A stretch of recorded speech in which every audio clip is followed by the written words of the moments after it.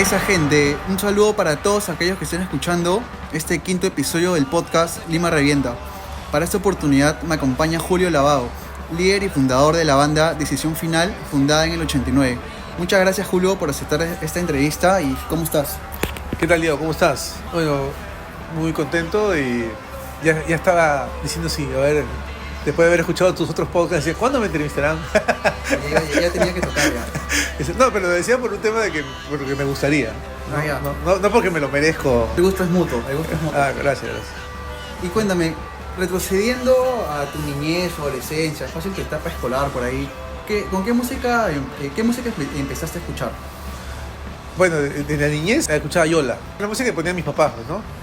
Los niños, y bueno, y me gustaba, pues, ¿no? Tenía mis discos, me acuerdo, tenía mis discos de Yola, ¿no? Entonces, y ya después fui creciendo. Creo que en esa época existía un poco más el disco. Me acuerdo que me acordaba. Sí. Ahora que estoy haciendo memoria un poco de los Bee Gees, un poco eso, ¿no? La época de Fiebre de Sábado por la Noche, me acuerdo de la película, porque, claro, yo era chiquito y bailaba, y quería bailar como John Travolta, pues, ¿no? Entonces, hacían las reuniones, las mamás o sea, las amigas de mi mamá, ¿no? Y traían a sus hijos y nos hacían bailar a todos ahí, y todos bailábamos como imitando a John Travolta, pues. Y yo después, ya creo como entrando un poco más a la edad de sexto, puede ser sexto o primero, bueno, ya venía un poco el pop, y creo que uno de mis primos me regaló un disco de Michael Jackson. Creo que el corte vino cuando llegó a mi mano un cassette que era, creo que que llena de rock tu cabeza, que no me acuerdo muy, que era, y donde habían varias bandas de diferentes estilos. Estaba Alan Parsons Project, ¿no? Que son de esa época, ¿ya?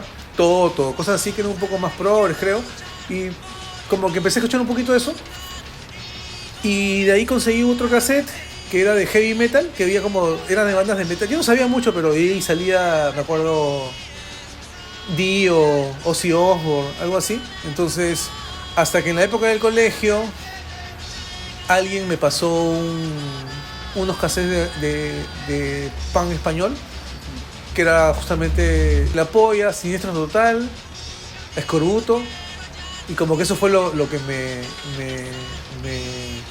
me cambió totalmente el gusto. O sea, me atrajo mucho, me llamó mucho la atención. Y justo en esa época me carteaba con una chica de España y ella me mandó unos cassettes de Cortatu también. Y creo que con eso empezó mi gusto por el punk, ¿no? Empecé a conocer chicos del colegio que escuchaban también un poco de esa música y ya me pasaban un poco ya de punk también inglés, ¿no? Los Pistols y cosas así. Creo que en el 85 ya empezó, ya existía ya el punk peruano, Claro, ¿no? recién.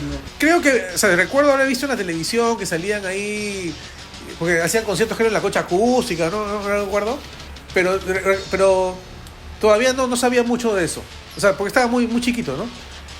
Creo que cuando ya empecé a escuchar un poco de punk, ahí es cuando me empiezan ya, conozco otros chicos del colegio que tenían diferentes cosas de material, bueno, en esa época eran maquetas. Y ahí es donde me empiezan a dar unas maquetas de rock peruano también. O sea, y ahí me pasaban, por ejemplo, la maqueta de Narcosis, Eructo Maldonado. Porque había un amigo del colegio que estaba en otro año, 2 años menos que yo. Y él escuchaba mucho de eso, ¿no? De lo que se llamaba rock subterráneo, ¿no? Así le decían más o menos en esa época. Y él me empezó a pasar un pozón ahí me pasó Voz Propia, de cosas así, ¿no? Y todo eso me empecé a enganchar, ¿no? Y al mismo tiempo ya habían otros que me pasaban de todo, ¿no? Y también un poco también ya en esa época, un poco más adelante, ya empezó a sonar The Cure, me acuerdo. Y también, ¿no? The Cure me jaló mucho y eso me hizo que me llevara a otro ámbito un poco más, a escuchar un poco más de New Wave, Post-Punk, ese tipo de cosas, ¿no? Cuando conversé con Oscar, él me mencionó que estudió en el colegio contigo. Uh-huh, sí. ¿Tú desde ese entonces escuchas música con él o tenías una relación por la música o en ese momento no? Yo ingresé en ese colegio y yo ingresé en 4º grado. Él ya estaba en ese colegio. Entonces, y hemos terminado 5º de media, igual, ¿no? Sino que 5º de media con Oscar Reategui era mi compañero de carpeta. O sea, casi todo 5º de media lo hemos pasado juntos. En la misma carpeta. Y claro, ya en quinto de media ya yo escuchaba, obviamente ya tenía más conocimiento musical, ya me identificaba más con el punk, también un poco con el post-punk. Y Osquitar se relacionaba un poco más con el metal, él era un poco más metalero, ¿no? Pero igual entraba a todos los gustos, a todos los estilos. Y ahí fue que cuando llegó a nuestras manos, por ejemplo, cosas como Sister of Mercy, por ejemplo, ¿no? Marcó para mí como un momento, un hito dentro de nuestros gustos musicales, ¿no? Porque a él también le empezó a gustar y a mí también, y me fui en ese momento a escuchar un poco más de cosas oscuras, y así fue que yo llegué después a Joy Division, por ejemplo, ¿no? Y sí, es cierto, con Oscar empezamos a tener algunos intercambios de música también, ¿no? Había una amistad de alguna manera musical ahí, pero habían cosas que a mí no me gustaban y había cosas que a él sí, ¿no? Ah, ya. ¿No? Bueno, eso para conocer un poco tus inicios y la música que te gustaba. Y como mencioné al inicio, Decisión Final es una banda del 89. Cuéntame, ¿esta es tu primera banda o ya tenías algunos proyectos antes? Yo nunca tuve un proyecto musical. Ah, ya. O sea, nunca tuve un proyecto musical. Nunca me imaginé ni siquiera estar tocando, mucho menos cantando y componiendo canciones, ¿no? Eso se dio por un tema Ah, ya. del estilo, puedo decir yo. Y si no me equivoco, el que te propone la idea de formar una banda es un amigo llamado Alberto, ¿cierto? Sí, el 88 yo entré a la pre-Lima. Entonces en la pre-Lima, que ha sido en verano del 88, yo lo conozco a Alberto Málaga. Alberto Málaga en ese momento era cantante de una banda que tocaba en la Jato Hardcore. Esa banda, creo que es, si no recuerdo mal, creo que es Sentido Común, creo que se llamaba la banda. Y él cantaba ahí. Pero él termina saliéndose de esa banda, ¿no? Y tenía un proyecto personal. Entonces, como nosotros nos conocimos en la pre-Lima, y justo nos sentábamos juntos, y a la hora de conversar, resultaba pues, que él también escuchaba punk, y yo también escuchaba lo mismo, y entonces empezamos a conversar un montón de música, y fue por él que yo fui a la Jato Hardcore, porque yo no... En esa época, pues en la época del terrorismo, ¿no? Mi viejo me paraba asustado y no quería que yo salga. Entonces yo me escapaba de mi casa, y con él nos íbamos a la Jato Hardcore en Barranco. Y entonces ahí fue que él en esa época me propone tocar, hacer una banda. Y yo pues le dije, pero yo no sé tocar nada. O sea, para empezar yo no sé tocar nada. Y entonces me dijo, no, que toca bajo, yo toco guitarra. Porque él era el compositor, cantante y guitarrista.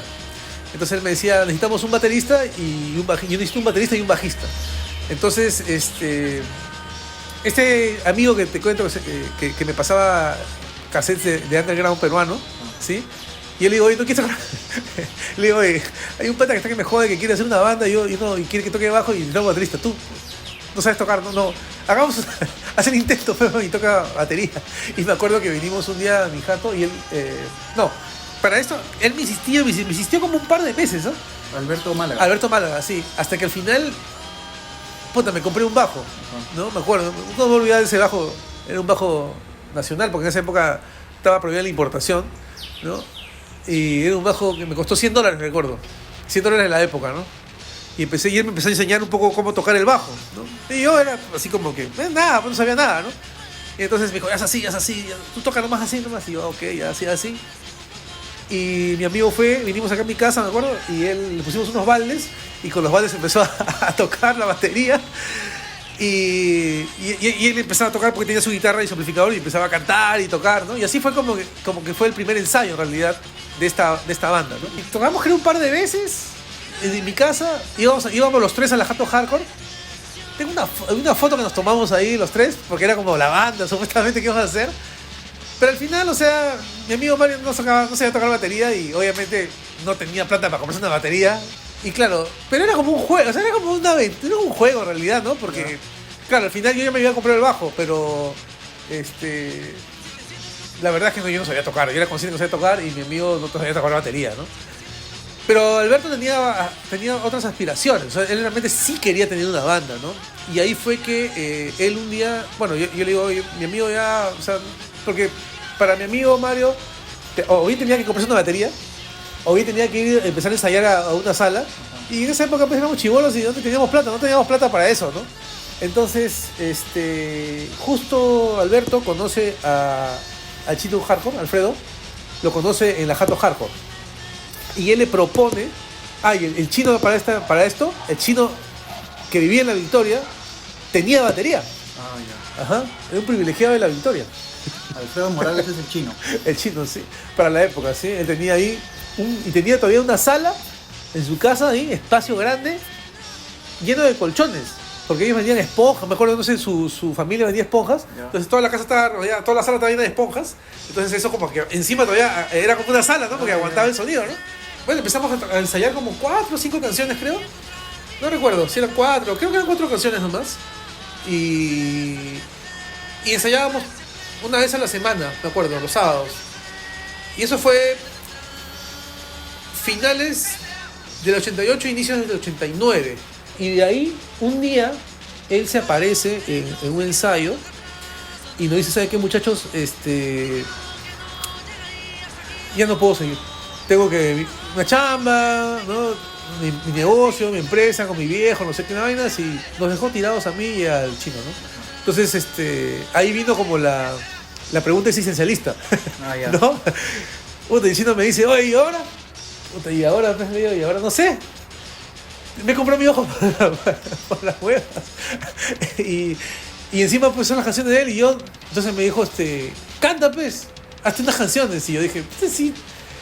Y yo, en esa época, había hecho una canción. Hice una canción. Que te la rechazaron, ¿no? Claro, que me la rechazaron. Me dijeron, esa canción no pasa nada con tu canción, y me la tiraron por la cara. Entonces le digo, pero si he hecho una canción, le digo al chino, ¿no? Le digo, si he hecho una canción y me ha dicho que no sirve, ¿no? Y encima pues ni canto, entonces ahora me estás diciendo tú que yo componga y que encima cante, ¿no? Entonces estaba medio frustrado, ¿no? Entonces, y bueno, empecé como a... O sea, dentro de mi poco conocimiento musical que tenía en ese momento y todo lo demás, empecé a intentar y ahí nace Decisión Final, ¿no? En realidad, ¿no? Y Sí. si no me equivoco, ahí en reemplazo de Alberto entra Iván Pacheco. Claro, que es porque yo en ese momento yo ingresé, claro, yo no ingresé en la de Lima, pues fue en el verano del 88. Entonces postulé en la primera, el 88, ¿no? Y no entré. A la segunda tampoco entré. Entonces el 89, ¿no? Hasta que mi viejo ya me tenía así hinchado. Y entonces yo agarré y entré a la Garcilaso. Y entré a la ingeniería. Entro y ahí conozco a Iván Pacheco, que era mi compañero de carpeta de la universidad.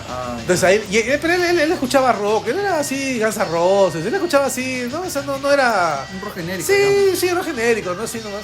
Y le digo, pues, para tocar, y él me dice que ya, porque en su barrio todos eran metaleros, y él, pues, ahí no pintaba, nadie lo quería llevar a tocar, porque él tenía una guitarra eléctrica, a pesar de todo, también era un privilegiado.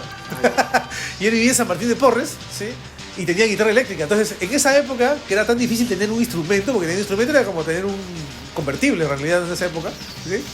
Entonces yo le digo, ya ven, y empezó a tocar conmigo, ¿no? Y pues empezó, claro, era música sencilla, ¿no? Porque la música que hacíamos no era muy complicada. Y con este trío comenzaron a dar sus primeros conciertos. Con ese trío empezamos a ensayar, empezamos a tocar, no, empezamos a ensayar primero, ensayar porque yo estaba sacando las canciones, ¿no?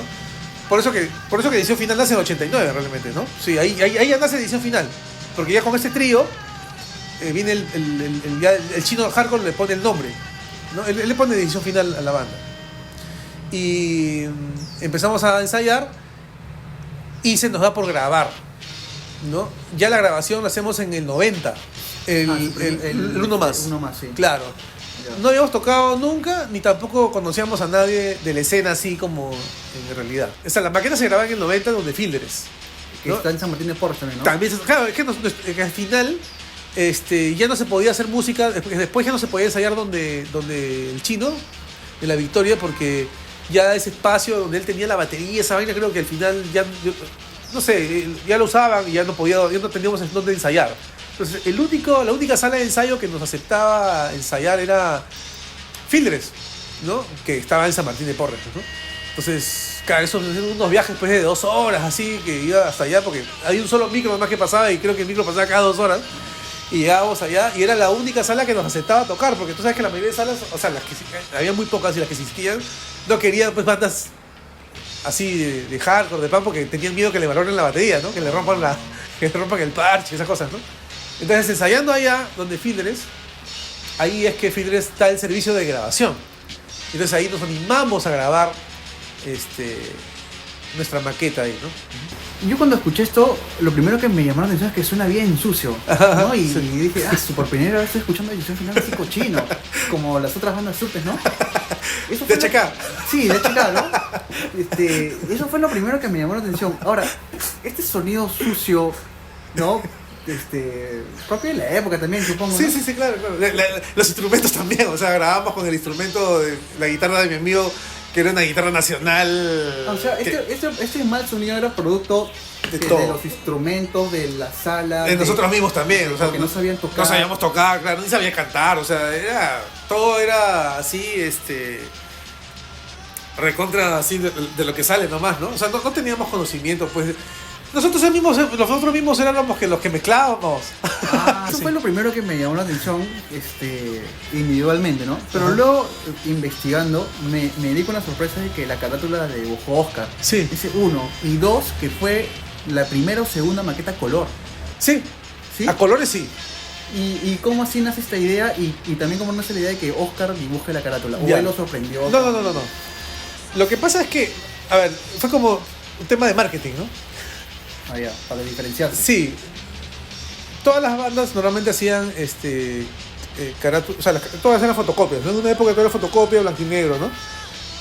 Hasta que empezaron a aparecer las carátulas de cassette con papel cuché. Ya. Sí, que era como lo mejorcito, pues, ¿no? Y claro, ya la impresión era mejor, la calidad era mejor, se usaba mejor. Y no recuerdo muy bien. No recuerdo muy bien. Pero no sé si fue Desarme, pero no sé si fue posterior, pero recuerdo que fue paralelamente, algo así.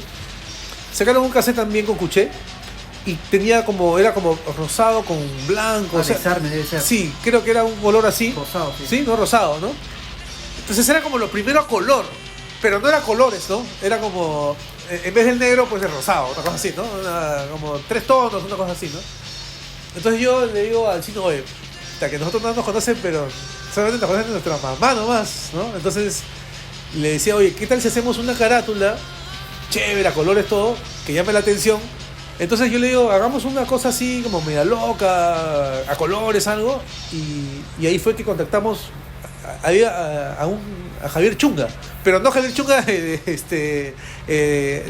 no, es otro Javier, es un homónimo, es otro Javier Chunga. Ya. Porque en ese momento tuve un amigo que se llama Juan Franco. Él iba a los conciertos y tomaba fotos. Entonces, este amigo me presenta a Javier Chunga.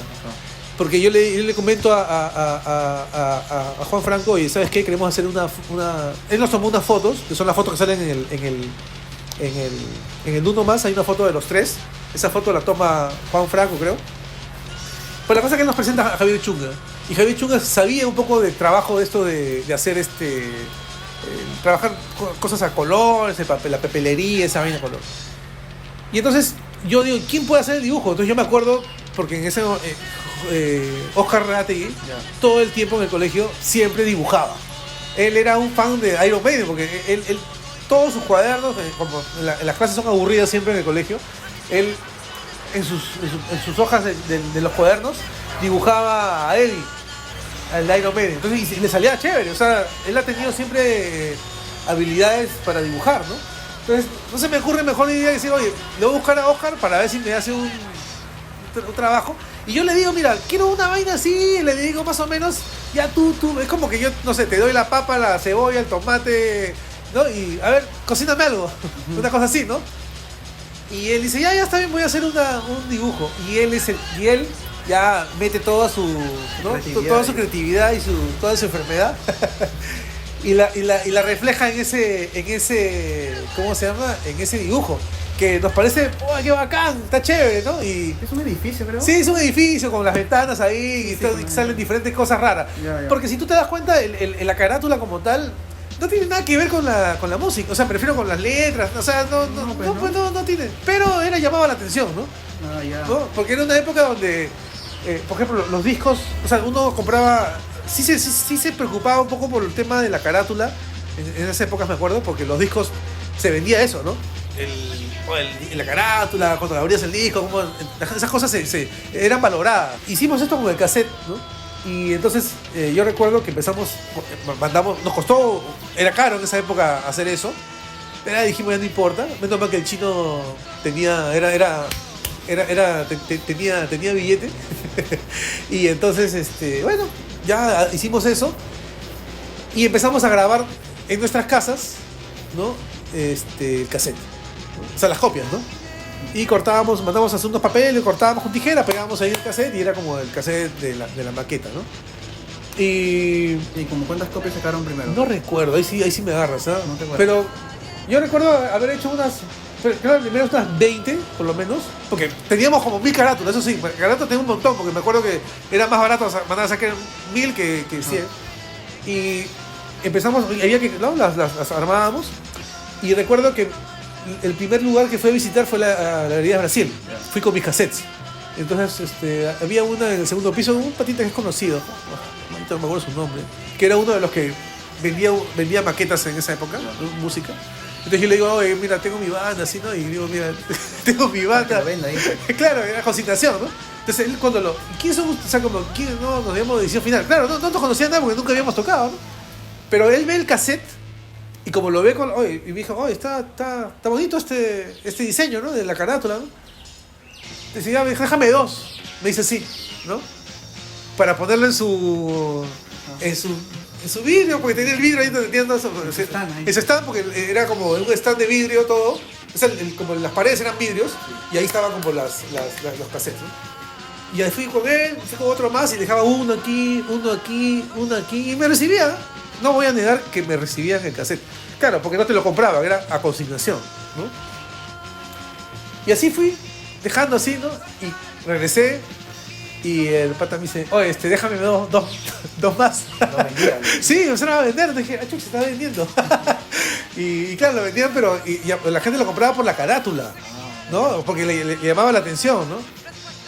Y recuerdo que en una de esas visitas... Oye, él es el de decisión final. Entonces, porque yo estaba yendo a dejar mis cosas, ¿no? Y estaba alguien ahí y dice, ¿tú eres el decisión final? Sí. Oye, ¿no quieres tocar? Y están haciendo un concierto. Y entonces digo, ¿dónde? Y ahí fui en el hueco. En el hueco, de sí. Santa Beatriz. Sí. ¿Ese fue tu primer concierto?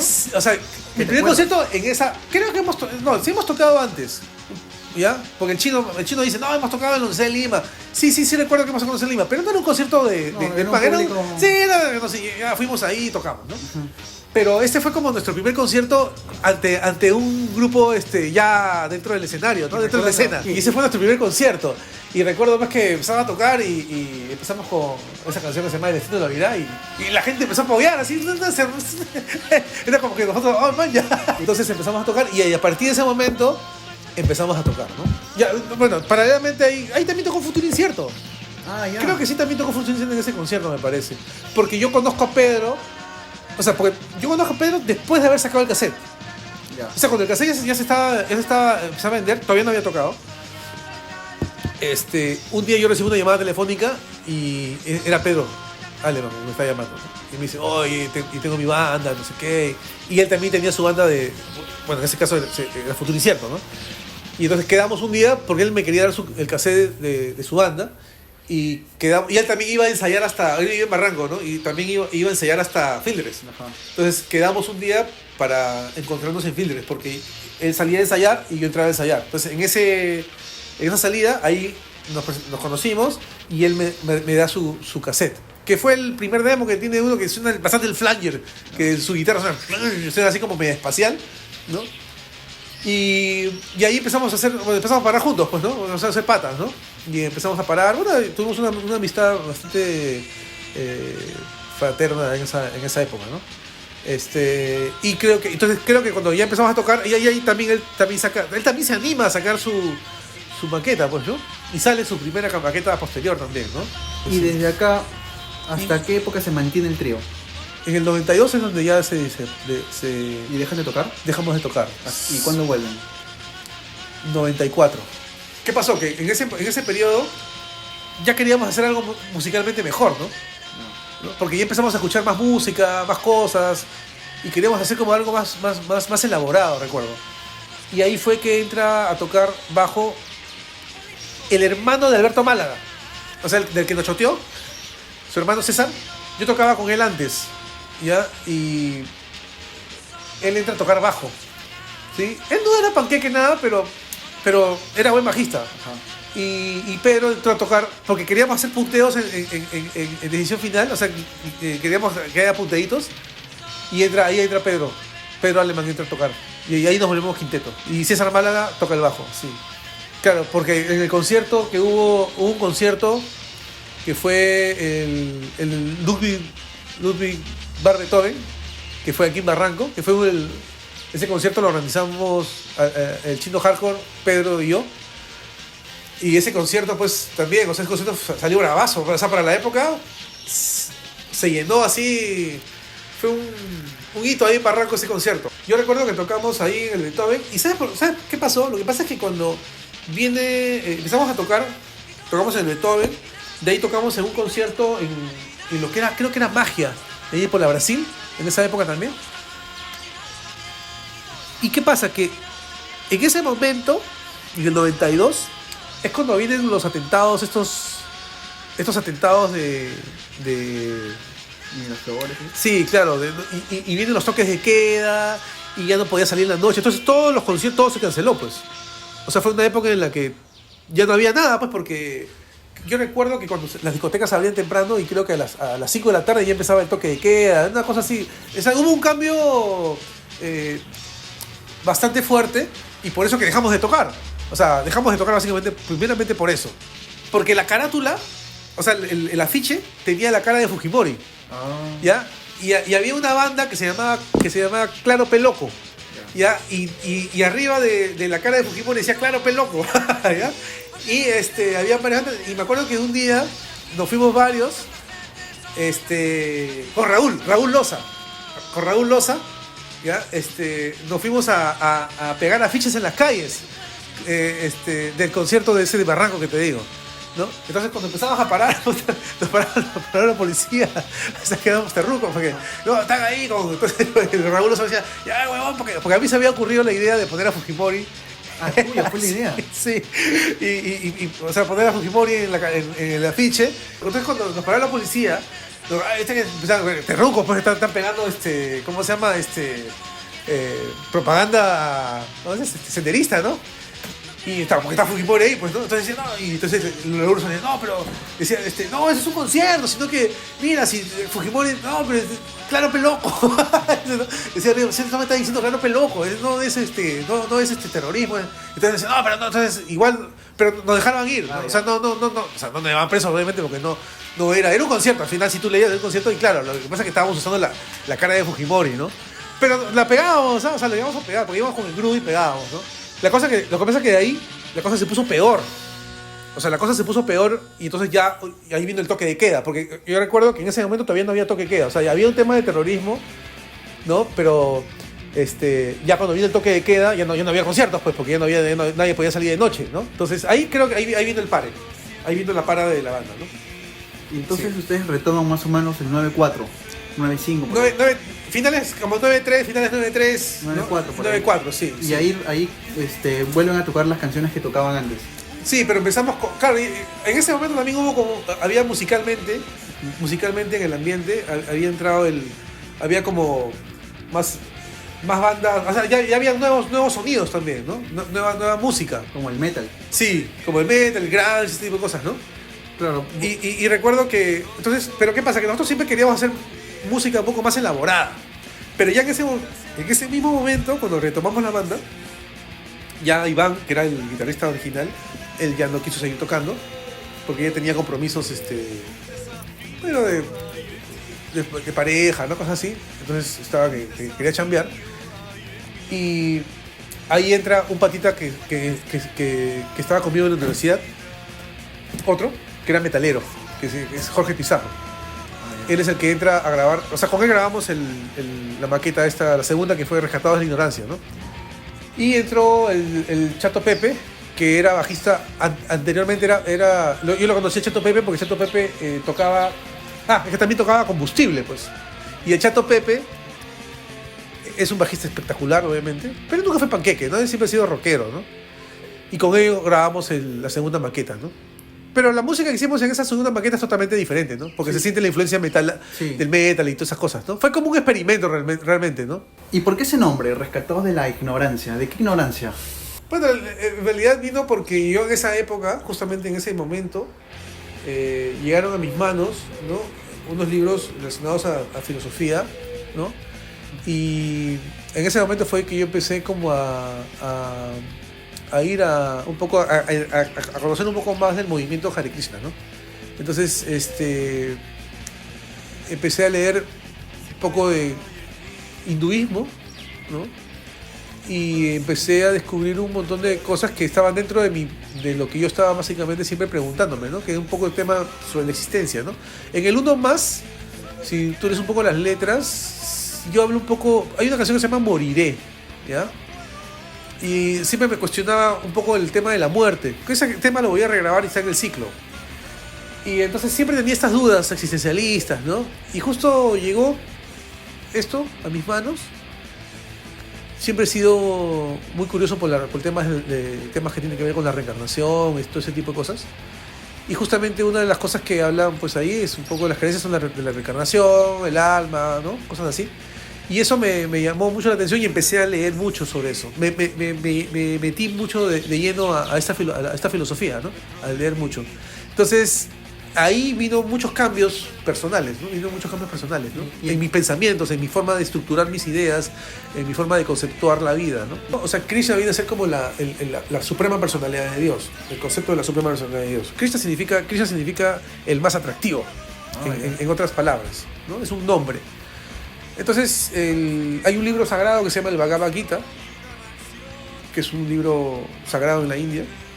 Y justamente este libro, que es el Bhagavad Gita, está hablado por Krishna. O sea, Krishna es el que habla. Es una locución que hay, así como esta entrevista que tenemos, que tiene él con Arjuna, que es su sobrino, que es un guerrero, y que en medio de la batalla, cuando van a tener una batalla, es una batalla familiar, él empieza a tener unas dudas existencialistas, ¿no? En relación a la guerra, a la muerte, al destino, ¿no? Que el destino lo llevó en este momento a pelearse con su propia familia.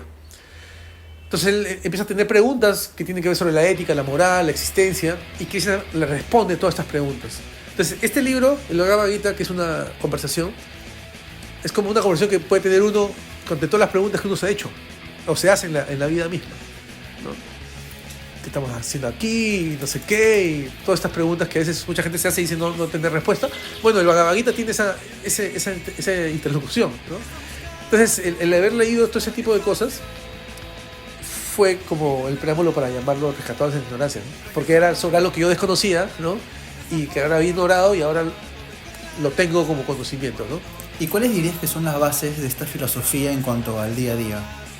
Uno de ellos, por ejemplo, es Dios, ¿no? Para muchos Dios no existe, y para otros sí existe, pero en realidad, ¿cuál es el concepto? O sea, ¿cuál sería el concepto de Dios como tal? Más allá de la existencia o no existencia. Al final tienen que creer que existe, dicen, no, bueno, yo no creo en Dios, pero creo en la energía, ¿no? Bueno, esa energía, en este caso, vendría a ser de alguna manera Dios para ti, ¿no? En un sentido, ¿no? Porque el concepto, ¿no?, de una energía superior, porque siempre vamos a hablar de algo superior, ¿no? Entonces, Dios es un primer concepto de análisis, ese es uno, ¿no? El segundo viene a ser el análisis del karma. ¿Qué es el karma en realidad al final? Lo otro tiene que ver también con el tema del tiempo, ¿no? ¿Qué es el tiempo? ¿Qué es el alma? Que es como otro elemento importante, ¿no? Porque, ¿qué somos al final en esencia? ¿Somos espíritu? Dices, ¿no? ¿Qué somos? ¿Mente nada más? Como pueden decir que somos como los budistas, que dicen que somos mente, ¿no? O solamente somos como si los elementos materiales. Por más que puedas decir o creer que no existe algo más, piensas que hay algo más que la materia, ¿no? Porque al final dices, bueno, energía, bueno, ahí está, puede ser energía, algo más, ¿no? Entonces, estos puntos entran como parte del estudio en sí, ¿no? De esta filosofía en principio, ¿no? Porque para entender un poco el tema espiritual hay que tener primero una base sólida, ¿no? Que nos permita determinar y entender qué es, ¿no? Qué es el tiempo, el karma, ¿no? Qué es Dios, qué es el universo. Que también uno dice, bueno, el universo es infinito, es finito, y si fuera finito, ¿qué habrá después? O sea, ¿qué hay más allá de eso, ¿no? Por ejemplo, ¿no? y todas esas cosas que uno dice, wow, uno se volvería como un poco loco para entenderlas primero. Y creo que después de eso al entender que somos un alma, que existe el karma, que existe Dios y todo lo demás, uno después de eso uno puede llevar eso a la vida propia, porque al entender estas bases, uno puede entender el tema de lo que viene a ser lo bueno o lo malo, ¿no? Y entre lo bueno y lo malo, pues uno forma sus valores, ¿no? Y esos valores son llevados básicamente a la vida diaria, ¿no? Que al final esa es la idea, ¿no? Sino, ¿para qué tantas preguntas y tantas cuestionamientos a la existencia, ¿no? Y de alguna manera cambió mi vida, ¿no? Y de alguna manera creo que eso también ayudó a que en mi composición, por ejemplo, en letras, esté ese elemento, ¿no? Que me ayudó a mirar las cosas de una perspectiva un poco diferente, ¿no? No tan dual como el resto, ¿no? Que mira las cosas de bueno o malo, la alegría, la tristeza, nada más, el dolor, el placer, solamente porque ese universo es dual, ¿no? Entonces mirar las cosas de una perspectiva más absolutas, ¿no? Más absolutas, ¿no? Un poco, como dice, trascender un poco esta dualidad, ¿no? Y eso creo que es lo que hablaba sobre esta ignorancia, ¿no? De salir de eso, ¿no? Uh-huh. Ah, bravazo. Y ahora, a propósito de la entrevista, se me hizo imposible no relacionar el Krishna con el punk. Y en esta búsqueda me topé con un concepto que desconocía. Me refiero al Krishna Core, que tiene como referente a la banda Shelter, por ejemplo. ¿Qué sabes de este movimiento? En relación al Krishna Core, esta corriente aparece básicamente, creo, luego de que aparecen estas bandas Straight Edge, ¿no? Luego que aparece el Straight Edge, que de alguna manera tienen cierta relación en ciertos principios de vida, ¿no? Una banda, los Straight Edge, pues, no utilizaban drogas, no bebían alcohol, ¿no? No recuerdo si existía el término vegano en ese momento, pero creo que creo que existía el término vegetariano todavía, me parece, ¿no? Entonces muchas de estas bandas Straight Edge eran vegetarianas, y dentro de lo que es el movimiento Hare Krishna básicamente se pregona lo mismo, ¿no? Se pregona el ámbito de no intoxicación, ¿no? De no beber alcohol, no usar ningún tipo de drogas, me refiero a drogas alucinógenas, ¿no? Cualquier estimulantes, ¿no? Y también se promueve el vegetarianismo, ¿no? Entonces, coincidía un poco este movimiento Straight Edge con estos valores de los Hare Krishna, ¿no? Y por eso, pero la diferencia era que, bueno, en este caso el movimiento Hare Krishna tiene una filosofía, ¿no? Una filosofía un poco más, se puede decir como, que va más allá de esta parte, ¿no? Y muchas de estas bandas, como en este caso Youth Today, tuvieron contacto con con este movimiento Hare Krishna, y obviamente habían tantas coincidencias y al final terminaron uniéndose a este movimiento, ¿no? Entonces, cuando a mí me sucede un poco, claro, la decisión final ya existía como banda, o sea, no es que la banda se formó, no como Shelter, ¿no? Que se formó ya como una banda Hare Krishna. La decisión final ya existía, pero yo, de manera, ¿cómo se puede decir así? Sin quererlo, ¿no? Terminé teniendo contacto con este movimiento, y al final terminé adaptando esta filosofía, y por eso que Decisión Final, no es que Decisión Final se vuelva una banda Krishna Core, porque no es una banda de miembros Krishna, pero sí es una banda que coge esta filosofía y de alguna manera en mi persona, que es quien empieza a hacer prácticas espirituales dentro del movimiento Hare Krishna, termino yo utilizando este conocimiento en mis letras, ¿no? Porque mis letras no es otra cosa más que una parte de mi experiencia vivencial, ¿no? Teniendo esta filosofía, ¿no? Como parte de mi vida, ¿no? Básicamente eso, ¿no? Que me permite, ¿no? Preguntarme, cuestionarme, ¿no? Que creo que al final, cuando yo entro al punk como tal, lo que me gusta del punk es básicamente ese cuestionamiento, porque a mí me gusta el punk y creo que me identifiqué mucho no solamente con la música, sino con esta forma de ser punk, que el punk de alguna manera lo que era básicamente un movimiento que era como anti todo, porque lo que buscaba rechazaba todo, ¿no? porque de alguna manera le encontraba fallas a todo, ¿no? Porque era como una forma de crítica y de cuestionamiento, y creo que esa parte fue muy importante para mí, porque creo que lo más importante en nosotros, como una muestra de la inteligencia, es el cuestionar, ¿no? La inteligencia se muestra básicamente con el cuestionar. O sea, uno puede demostrar que tiene inteligencia porque uno está cuestionando las cosas, ¿no? Pero después del cuestionamiento tienes que tomar una postura, porque no te puedes quedar todo el tiempo cuestionando, ¿no? Porque tienes que hallar respuestas. Y ante esas respuestas tomar una posición. Se podría decir que sigo siendo un antisistema en cierta forma, porque no es parte del sistema predicar el no consumo de alcohol, por ejemplo, ¿no? ¿Y qué le dirías a una persona que afirmara que no está mal, por ejemplo, tomarse una copa de vino de vez en cuando, ya que con esto no pierdes la lucidez de tu vida? Ya, lo que pasa es, sí te entiendo lo que me dices. Lo que pasa es que ¿cómo se dice? Es poner a prueba nuestra mente, ¿no? Y yo creo que es así como si un vegano dijera, bueno, yo de vez en cuando me como una piernita de pollo. No es así, ¿no? O de vez en cuando me como un cevichito de cojinoa, de corvina, ¿no? De todas maneras, nuestra naturaleza nos va a llevar hacia lo más fácil, ¿ok? Siempre nuestra naturaleza nos va a llevar a hacer lo más fácil. ¿Y qué es lo más fácil? Es más difícil buscar un disfrute interior, ¿no? Sin el uso de estas cosas, sin el uso de drogas, sin el uso de alcohol, ¿no? Hay un disfrute, esa búsqueda de disfrute interno es más difícil sin ello, pero es más fácil haciéndolo con ello, ¿no? Cualquier persona con un poco de dinero, ya se compra cualquiera, va a comprar una botella de alcohol, se la toma y ya está feliz y se siente muy bien. Entonces lo que nos lleva es a la flojera, de alguna manera, ¿sí? Porque es una forma fácil, ¿no? Una forma fácil de querer como sentirse bien.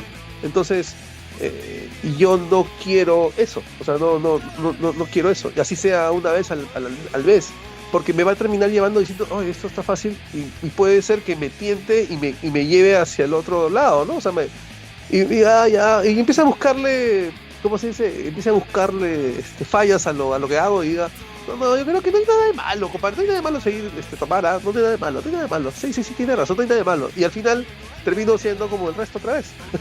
Entonces, ¿para qué ¿cómo se llama? Ponerme en esa situación? O sea, ¿cuál es la idea de ponerme en esa situación? Solamente por querer decir que, bueno, no sé, por querer complacer a veces en un momento a ciertas personas, o porque decir, bueno, sí, pues no tiene de malo, y entonces se come el resto, pues entonces ya pues volvería a ser como el resto, ¿no? Y también has mencionado el vegetarianismo. ¿Por qué eres vegetariano? Sí, bueno, ¿por qué me hice vegetariano? Bueno, en principio yo ya conocía de algunas bandas, me acuerdo en una época leía así fanzines, porque en esa época había muchos fanzines, y había visto que habían unas bandas que eran vegetarianas, ¿no? Que era como el positive punk, una cosa así. Y yo conocí un poco de vegetarianismo por mi padre, porque mi padre no era vegetariano, pero desde pequeño siempre me llevaba a restaurantes vegetarianos, y entonces ya tenía un poco de conocimiento con el vegetarianismo. Y claro, era como el concepto de mi padre, el vegetarianismo era como la salud, ¿no? Era la salud, era el concepto de la salud. Yo recuerdo que cuando estaba en la universidad me metí una bomba y el siguiente me iba al restaurante vegetariano para purificar, supuestamente, una vaina así, ¿no? Para limpiar mi cuerpo. Y entonces, pero cuando conozco el movimiento Hare Krishna tengo una perspectiva diferente del vegetarianismo, ¿no? Porque lo miro desde la perspectiva de lo que era, en principio lo que me agarra es el karma. El karma es lo primero que yo empiezo a leer un poco y ver, y al aceptar el concepto, la idea de que existe el karma, pues claro, dije, bueno, el hecho de matar a un animal para comértelo, causarle dolor, ¿no? Y muerte, pues implica que también eso se va a regresar hacia mí, ¿no? Entonces ese fue como mi primer punto para decir, entonces hay que parar esto, ¿no? Voy a parar esto porque voy a generar karma negativo hacia mi persona, ¿no? Entonces lo paré. Pero ya después, estando en el movimiento Hare Krishna, empecé a darme cuenta que el vegetarianismo tenía otra razón de ser, ¿no? Que era una razón espiritual, porque tampoco no es que, porque a veces uno dice, pero esto es la naturaleza, ¿no? Sí, pero hay cosas que sirven para ayudarnos espiritualmente y hay cosas que no sirven para ayudarnos espiritualmente, ¿no? Hay cosas que nos elevan, así sean de la naturaleza y pueden ser vegetales, ¿no? O sea, naturales, como dicen, no, esto es natural, ¿no? Pero no te ayuda a elevar tu conciencia. Entonces, aceptar aquellas cosas que te elevan la conciencia aceptar aquellas comidas que uno puede espiritualizar, ¿no? Y eso se vuelve en otro proceso en realidad. Entonces al final espiritualizar la comida, llevarla a un plano que pueda yo, ¿cómo se dice? Conectar esa comida con algo espiritual. No puede ser cualquier comida, ¿no? No puedo ofrecer cualquier cosa, ¿no? No puedo ofrecer alimentos que no están en esa categoría, ¿no? Entonces ya me volví vegetariano después porque yo cuando cocino y preparo, ¿no? Medito en lo que preparo, medito en que esta preparación, ¿no? Está hecha para Krishna, ¿no? Qué es lo que a él le gustaría que yo le pueda ofrecer, ¿no? Aquellos alimentos que están en un plano que no están en la ignorancia, ¿no? Cuando hablo de plano de ignorancia, planos bajos, ¿no? Que no procedan de cosas como los mataderos, por ejemplo, ¿no? Que no son espacios como bonitos, ¿no? Entonces, esta forma de cultivar la espiritualidad comiendo, ¿no? Es lo que me hace, ya me vuelve como vegetariano en esta línea, ¿no? En esta línea espiritual, porque al final de cuentas me vuelvo vegetariano para mantener mi conciencia en esa plataforma de bondad, ¿no? O sea, ese es más o menos el punto, ¿no? Como consecuencia del karma, ¿no? De ahí también viene el tema de la salud, donde al final dice, hoy es vegetariano, puede ser que sea más saludable, ¿no? Pero ya también hay como, conozco veganos que dicen, no, sí, yo soy vegano, y también defienden algunos la posición de la salud también, ¿no? Ellos también defienden el tema de, ellos defienden más, sobre todo el punto que ellos, que más van es el punto sobre la crueldad, ¿no? El tema de la crueldad animal y ese tipo de cosas, ¿no? Pero no, en el caso mío sí está más enfocado ahora sí a un tema más espiritual. Veo el vegetarianismo como una conexión espiritual, ¿no? Ah, entiendo. Y dime, ¿cómo se relaciona el movimiento Hare Krishna con la política? ¿Tiene un acercamiento más a la derecha, a la izquierda, como comúnmente lo conocemos, o cómo funciona? Bueno, el movimiento Hare Krishna no es un movimiento político, es un movimiento religioso, pero que obviamente no es ajeno a lo que sucede, ¿no? En la política. Pero, ¿qué cosa es lo que sucede? El problema que tenemos es un problema de valores, ¿no? Lo que no hay son valores en realidad. No hay valores, ¿no? Ese es el gran problema de nuestra sociedad. No hay valores. Entonces, por más que tengas una ideología de izquierda, de derecha, al final cuando llegas al poder, pues terminas corrompiéndote, ¿no? Porque la gente dice, no, la corrupción es el gran problema de nuestro país. ¿Pero qué es la corrupción? ¿Como es un virus que está en el aire, que está en el ambiente? No. La corrupción es una cosa que es solamente la falta de valores. Porque vienen y me ofrecen dinero y digo que no quiero, pues no voy a aceptar tu dinero. Pero acá todos lo aceptan. Y no importa si son de izquierda o de derecha. Y el problema está que esta gente, ya sea de izquierda o de derecha, terminan tapándose el ojo, ¿no? Tapándose un ojo. Los izquierdistas se tapan su ojo izquierdo y solamente ven lo malo en la derecha. Y los de la derecha solamente se tapan su ojo derecho y solamente ven lo malo en la izquierda, ¿no? Porque yo veo, por ejemplo, a alguien de izquierda, cuando alguien de izquierda lo roba, no dicen nada, se quedan callados, ¿no? Es como se hacen los locos, ¿no? Eso no comentan, eso no dicen nada, ¿no? Y si les preguntan, no, es que ya no son de izquierda, ya esos son de derecha, ya lo pasaron al otro lado, ¿no? Y los de derecha, igual. Entonces, que yo sepa, pues ninguna constitución dice roba, ¿no? Entonces acá les han creado a la gente que cambiando unos papelitos y unas leyes y ya con eso se va a acabar la corrupción. No, si no se desarrollan valores en la sociedad no va a haber, o sea, eso va a mantenerse cada vez y más y más y más. La gente termina votando y al final termina eligiendo a esta gente que después se queja de ellos mismos, se queja de la gente, no se queja de los congresistas, pero ellos mismos lo eligieron. Entonces, aquí hay un tema de valores, ¿no? Y mientras no se cambien los valores, mientras no se desarrollen los valores, ¿no?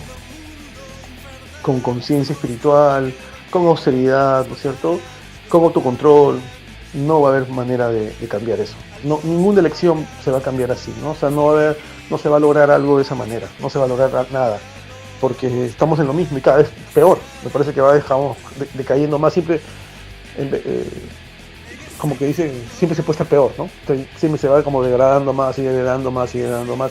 Y lo más triste para mí es que por más que se degrada más, hay gente que todavía sigue defendiendo, ¿no? Algunos, ¿no? Defiende a algunos expresidentes, defiende a algunos, dice, pero ¿cómo lo siguen defendiendo, no? O sea, y seguro que terminan votando por ellos, si vuelven a postular, vuelven a votar por ellos, ¿no? Le encuentran, no, es que, ¿por qué? Porque están ideologizados, ¿no? Y es un fanatismo que te termina aturdiendo y te hace perder la razón. Y ahí se pierde la crítica, que es lo que yo valoraba, que lo valoro bastante en el ámbito donde aparece el punk, que es el ámbito de cuestionar, ¿no?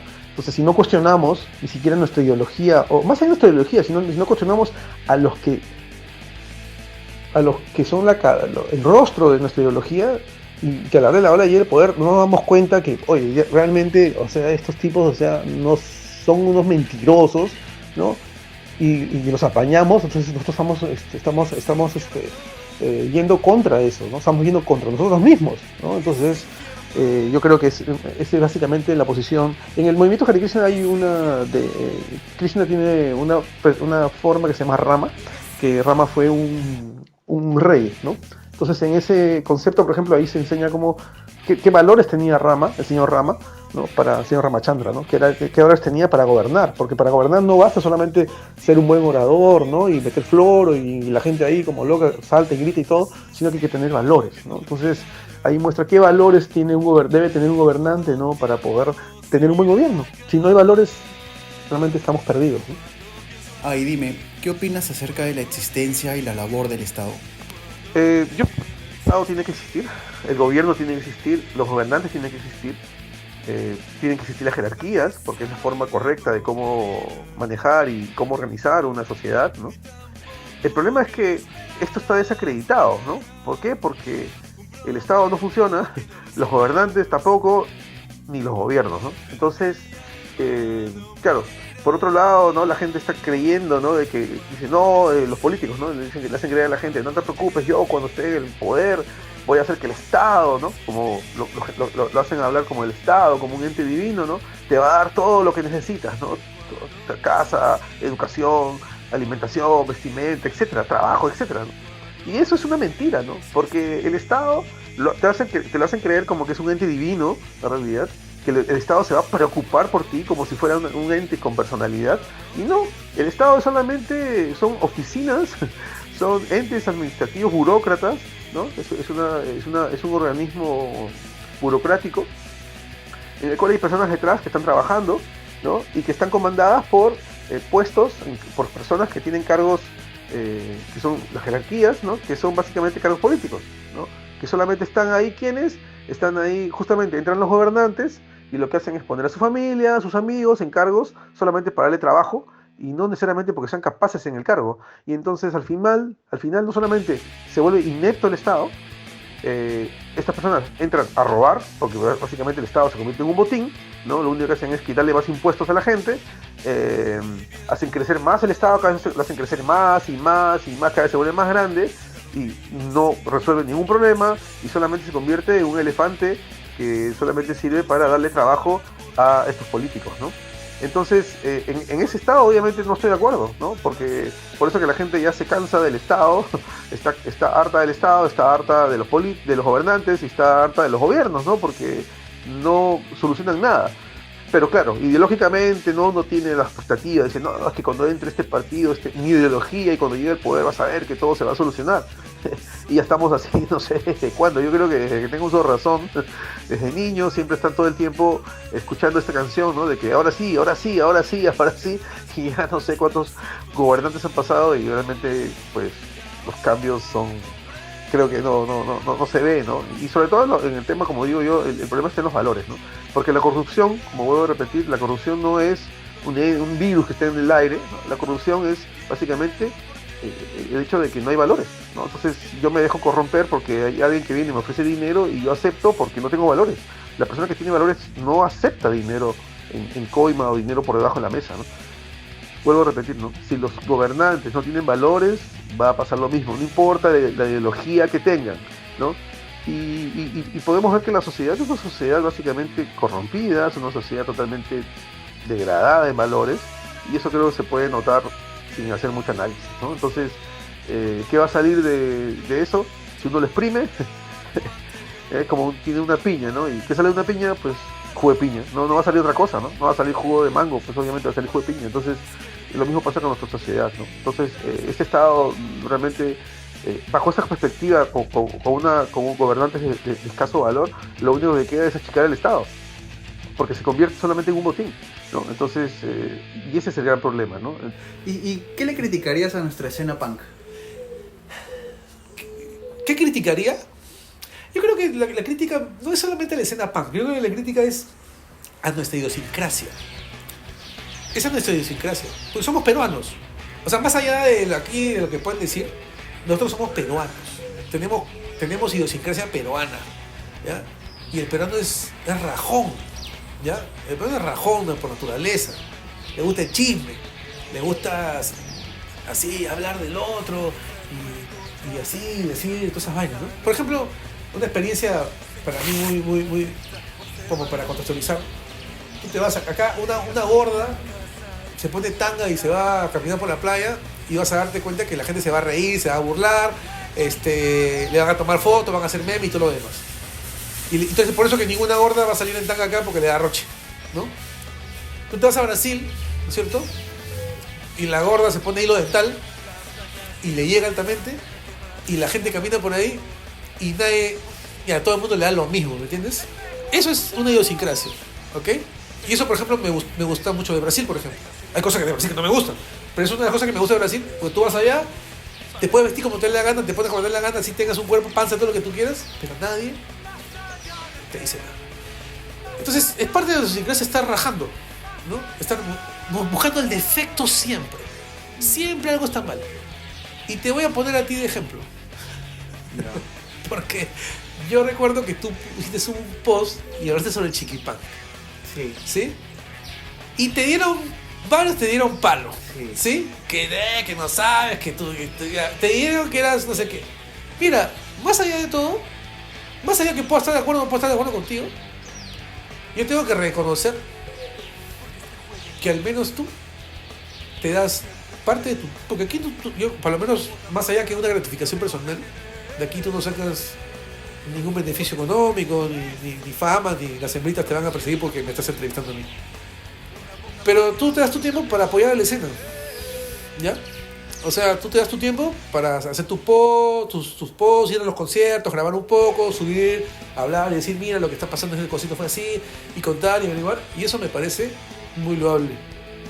O sea, si tú tuvieras algo que criticar a la escena, creo que tú serías la persona que tú podrías darte, por lo menos tener la autoridad como para poder criticar algo, porque tal vez tú estás haciendo algo, ¿ok? ¿Sí? Entonces, todos esos que critican pero que no aportan nada, ¿ok? Para mí eso es parte de la idiosincrasia, ¿no? Es parte de la idiosincrasia de aquí. Tú pones algo y ya todo el mundo te chanca, pero no están viendo, nadie ve lo positivo que estás haciendo, ¿sí? Más allá de tus opiniones, yo no necesariamente estoy de acuerdo con tus opiniones, ¿no? Pero son tus opiniones, pues. Y no estamos al final reclamando que la libertad, que todo el mundo debe hacer lo que quiera. No, ¿para qué? Al final, si tú opinas, te chancan. ¿Qué pasa con eso? Que después ya no te da ganas de opinar. ¿No es cierto? ¿No? Pero bien ahí por los que siguen intentándolo y no le importa lo que opine el resto, ¿no? ¿Te gustan las bandas que no solo se oponen a algo, sino que tienen su propuesta? Sí, bueno, musicalmente yo escucho cualquier tipo de banda, ¿no? Ahora, porque aprecio el tema musical, ¿no? O sea, valoro la parte musical. Y también valoro, por ejemplo, después la parte de la lírica, ¿no? Y la propuesta de la banda. Y claro, las actitudes, rebeldía y todo lo demás sí me parecen chéveres porque siempre las bandas que, como te decía en un momento, el tema del punk, las bandas que de alguna manera cuestionan y se rebelan contra lo establecido, ¿no? Aquello que ven que es injusto, ¿no es cierto? ¿No? Me parece muy chévere, ¿no? Y también me parece muy chévere que haya bandas que hagan propuestas, ¿no? Como pasó con el Straight Edge, por ejemplo. Lo que sí me parece que también hay como que las bandas tienen que ser de alguna manera, tienen que evolucionar, ¿no? Porque una banda que es que cuestiona, ¿no? Y que cuestiona, se pregunta cosas y todo lo demás, claro, pasa el tiempo y en realidad en el tiempo ya tiene que ir como también, ya no te puedes quedar todo el tiempo siendo solamente criticar, porque también tienes ya que proponer algo, ¿no? Porque siempre digo, ese es al final tienes que tomar una posición, ¿no? O sea, y no digo que no evolucione, la posición que puedas tomar también puede ir variando en el tiempo, ¿no? Pero si solamente, yo por ejemplo, hay algunas bandas que yo era muy fan de ellas cuando yo estaba en el cole, ¿no? Estamos hablando del año 86, ¿no? Que me gustaban mucho y me parecían chéveres algunas de sus letras, ¿no? Qué bacanes. Pero ahora ya han pasado casi 40 años y siguen diciendo lo mismo. Entonces eso me aburre un poco, por ejemplo, ¿no? Me parece como que, oye, o sea, claro, porque es fácil también de alguna manera estar en la posición de crítico, ¿no? Porque criticar y verle todo lo malo a todo, pues está en una posición fácil, ¿no? Pero cuando tú tomas una postura, ¿no? Ahí viene el tema, ¿no? Cuando tomas la postura, ahí tomas una postura y ya cambia la cosa, ¿no? Porque ahora la gente te va a mirar a ti y te va a observar según tu postura, oye, si tienes congruencias o no tienes, o eres incongruente con tu postura, ¿no? Entonces yo creo que esa parte también le da como más valor también a la banda al final, ¿no? Porque es tu postura, ¿no? Entonces, es como, no sé, es como el tema de uno, ¿no? Uno no puede ser niño todo el tiempo, ¿no? Ser niño y le gusta jugar, bueno, es una etapa, ¿no? Y ahí viene otra etapa y así, ¿no? Cada parte de la vida de la persona tiene etapas, ¿no? Entonces, si uno puede tener 50 años, pero sigue todavía actuando como un adolescente, pues no ha madurado, ¿no? Entonces, yo creo que las bandas también en el proceso maduran, ¿no? Y a mí, por ejemplo, musicalmente, de las bandas que hay acá, por ejemplo, me gusta Morbo, ¿no? Me parece chévere sus letras, ¿no? Sus cuestionamientos, ¿no? A pesar que musicalmente no es igual la Decisión, y también, por ejemplo, en postura no es igual la Decisión, pero me gusta, por ejemplo, esta actitud así rebelde, ¿no? A pesar que, bueno, hay cosas que yo pues, algunas cosas tampoco no comparto, pero en general me parece chévere, ¿no? Igual que me gusta de HK también, ¿no? Por ejemplo, esa actitud así también, ¿no? Rebelde, me gusta chévere, ¿no? También me gustan otras bandas, ¿no? Que son un poco más, que tienen una postura, no sé si postura, sino una actitud distinta, ¿no? Más dulce, que son como un poco a la Decisión, así, ¿no? Un poco más. Y creo que, bueno, como digo siempre, en el ámbito de los sabores, siempre me gusta de todo un poco, ¿no? Lo picante, lo amargo, lo ácido, lo dulce, ¿no? Lo astringente y eso, ¿no? Entonces, yo creo que la música y el punk cada banda tiene una actitud distinta y eso es lo que le da como ¿cómo se llama? Este placer, ¿no? Te da la posibilidad de poder disfrutar, ¿no? De tantas opciones en la música, en la actitud, ¿no? Que están reflejadas en la actitud, ¿no? Y que sí, ¿no? Y también en las posturas, aunque creo que ahora las bandas no sé si tienen tantas posturas. Yo veo más que todo mucha moda, eso sí, veo mucha moda, sobre todo en las posturas políticas, ¿no? Veo mucha moda, ¿no? Como que, si soy anti tanto, anti soy bien visto por los demás, ¿no? Y creo que eso también hay un poco de moda, ¿no? Creo que eso a mí tampoco no me gusta mucho ese tema de la moda, o sea, me gusta no sé, como me acuerdo de una época también cuando había esta época del medio ambiente, a veces mucha gente, no, sí, somos medioambientalistas y pero al final, pues, o sea, es solamente una postura, ¿no? Y que al final, pues, o sea, hacen lo mismo que cualquier otra persona, ¿verdad? No terminan marcando mucha diferencia, ¿no? A menos que se vaya a ir al bosque y todo lo demás diga, bueno, sí, pues, ¿no? Está haciendo una muda, ¿no? Está cambiando, ¿no? Tampoco estoy diciendo que tiene que vivir como Tarzán, pero bueno, al menos estás demostrando entre lo que dices y lo que haces, ¿no? Y a veces mucha gente tiene una postura muy pose, ¿no? Que al final no se refleja en su vida, ¿no? En su modo vivendi, como dicen, ¿no? ¿Y tú eres asistente a Ciudad conciertos o no? No voy mucho, pero sí, a veces se está bajando. ¿Bandas internacionales o nacionales? En ambos casos. ¿A qué bandas has visto último, por ejemplo? El último concierto que he ido, sí, fue el de lo que sea. Primavera, ¿cómo se llama? En Lima Noise. En Lima Noise. Ajá, ya, ese fue eran varias bandas de chibolos ahí que tocaban. Sí. Una banda de chibolos. Sí, estuve ahí. ¿Y extranjeras? La última banda extranjera que he visto ha sido Plojo. No la conozco. Que es una banda rusa. Que hace post-punk. Sí. Tocaba en el centro, tocó en el centro. ¿Y de punk? La última banda de punk que he visto, bueno, sí, Barrio Leon, creo. Barrio Leon. Sí. Ahora viene Descendants y Circle Jerks. ¿Te llama la atención o no? Sí, claro. ¿Vas a ir? Si estoy en Lima, sí. ¿Y tú pogueas? No, estoy muy viejo ya para poguear. Me rompe un hueso y voy a terminar mal. Ya soy una persona cincuentona. ¿Y la última vez que pogueaste, te acuerdas? Su madre, eso ha sido chivolo, sí. No, ahorita que va a apoyar, ¿qué va a pagar? No tengo seguro social. Pero lo que haces ahora es tirarte al público de vez en cuando, Sí, eso sí. Hay más seguridad de salir vivo. ¿Qué voy a terminar aquí en la seguridad social? Mejor me cuido. Y hablando de ciclo, que ya van a cumplir 20 años este año, van a tener una presentación en Perineo Bar el 28 de septiembre. Sí, gente, para invitarlos al concierto del disco Ciclo, que son los 20 años. Es un concierto que bastante emocional, ¿no? Porque creo que tiene un feeling bastante con una generación en especial, con mucha gente, ¿no? Y comentarles que va a haber un